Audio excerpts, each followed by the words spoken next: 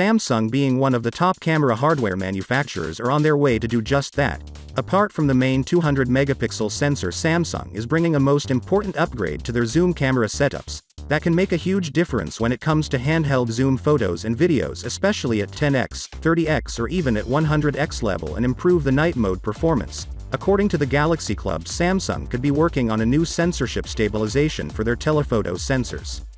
Of course, that being Samsung, or the display may look the same in terms of size and design, and it's going to be a much better display in terms of brightness and color accuracy. We've also get a plenty of other upgrades like the Snapdragon 8 Gen 2, with Samsung that do continue with their in-house flagship chipset. Then some regions are going to get the Exynos 2300.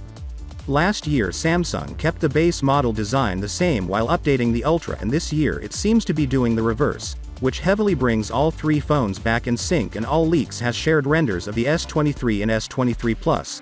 While most elements of the phones look about the same as before, the big changes to the camera model, now made up of 3 discrete circles with the flash alongside. If you're skeptical, you also have the first leaks of cases for the S23, which appear to confirm the design with separate camera cutouts.